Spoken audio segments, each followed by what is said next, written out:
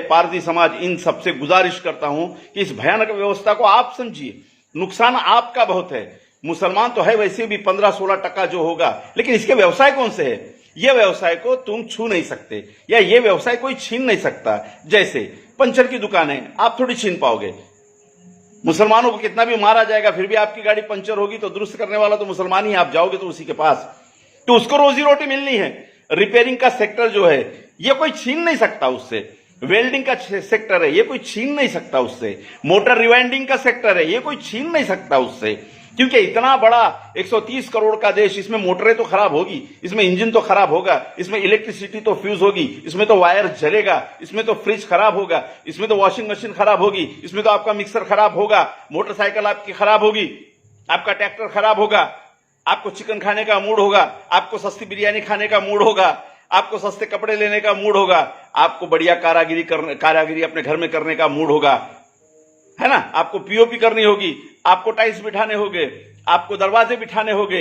ये सब सेक्टर में मुस्लिम बहुसंख्यांक है और ये सेक्टर उससे छीना नहीं जा सकता, क्योंकि यहां दिमाग से ज्यादा पसीने का काम है, मेहनत का काम है, और ये मेहनत का काम मुसलमान करता है। इसलिए सरकारी नौकरियां तो छीन गई उससे बड़ा इकोनॉमिकल सेक्टर तो छीन गया है। अब ये बड़े इकोनॉमिकल सेक्टर में, बड़े प्रशासकीय सेक्टर में, गवर्नमेंट के सेक्टर में जो संघर्ष चल रहा है वो अगड़े हिंदू वर्सेस पिछड़े हिंदुओं का चल रहा है। लेकिन अगड़े हिंदू पिछड़े हिंदू को अधिकार और भागीदारी न देने के लिए बीच में मुसलमानों को डालकर दिखाते रहते हैं कि पिछड़े हिंदुओं, तुम्हारा सबसे बड़ा दुश्मन मुसलमान है। अरे मुसलमानों के पास में नौकरियां नहीं है और वो किसी ऐसे अधिकार के पोस्ट में नहीं है कि हिंदुओं की नौकरियां नकार सके। वो ऐसे बैंकिंग पोजीशन में नहीं है कि हिंदुओं का लोन नकार सके। वो ऐसे कमांडिंग पोजीशन में नहीं है कि अब पुलिस में, मिलिट्री में हिंदुओं का प्रवेश रोक सके। वो ऐसा एजुकेशनल सेक्टर में भी नहीं है कि वो हिंदू समाज के लोगों को कहे कि तुमको टीचर प्रोफेसर करके नहीं लेते। वो स्वास्थ्य के क्षेत्र में नहीं है कि हिंदू डॉक्टर को कहे कि तुझे कुछ नहीं मिलता चल जा। वो कृषि क्षेत्र में नहीं है कि किसानों को बोलेगा ए तुम हिंदू किसान हो, तुमको कुछ नहीं मिलता, आत्महत्या करो। सारा सिस्टम ये मनुवाद के मुट्ठीवर लोगों के हाथ में है और वही पूरे शोषण के लिए जिम्मेदार है। लेकिन निशाना कौन?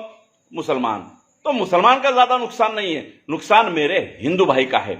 और ये हिंदू अगड़े वर्णवाद के वर्ण सृष्टि और वर्णवाद में पिछड़े हुए शूद्र मेरे हिंदू भाई, इनका जो संघर्ष है इसके बीच में मुसलमानों को जबरदस्ती डालकर उनको विलन बनाकर पिछड़े हिंदुओं का शोषण किया जा रहा है। इससे इस समाज में बड़ा प्रॉब्लम 2019 में दिखाई देता है कि अर्थव्यवस्था तहस नहस हो गई।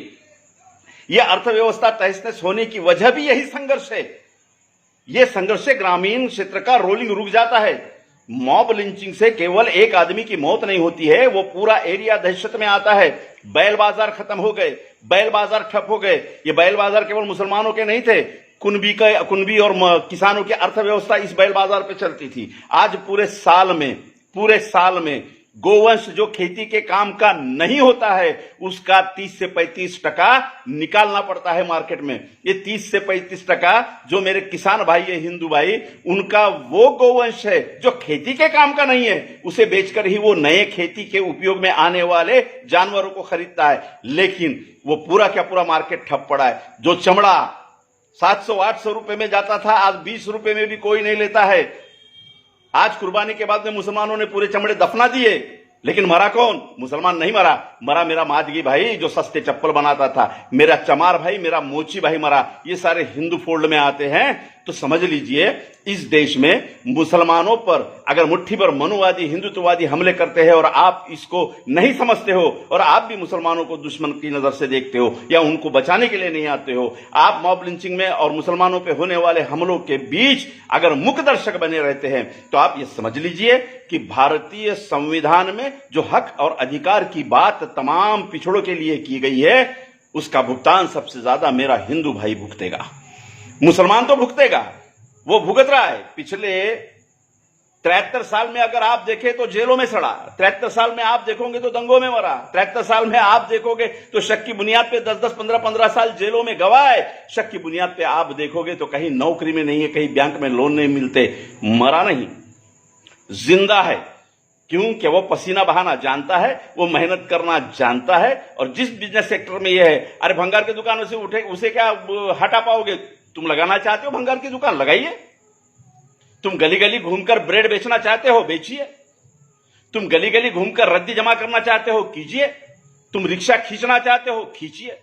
तुम ऑटो में पूरी जिंदगी बिताना चाहते हो, बिताइए। तुम बाटले जमा करके उसमें से रोजी रोटी कमाना चाहते हो, कमाइए। मुसलमान मेहनत पे जीता है, और मेहनत पे जीने की वजह से वो बाकी सेक्टर में नहीं है, वो ऐसे शोषणवादी सेक्टर में नहीं है जहां हिंदू भाई का शोषण हो। इसके बावजूद भी एक खेल कि हिंदुओं के पिछड़ेपन के लिए मुसलमान जवाबदार, इस देश के लिए मुसलमान जिम्मेदार, ये बात के लिए मुसलमान जिम्मेदार, वो बात के लिए मुसलमान जिम्मेदार। मेरे हिंदू भाई होशियार हो जा, वरना महात्मा ज्योतिबा फुले, शाहू महाराज, छत्रपति शिवाजी महाराज, डॉक्टर बाबा साहब आंबेडकर ने तुम्हारे लिए जो काम किया है, वो काम ये मुट्ठी भर वनवादी लोग बर्बाद कर देंगे, और तुम फिर पेशवाई के गुलामी में आने वाले 500, 600 न जाने कितने सालों तक फिर लपेटे रहोगे।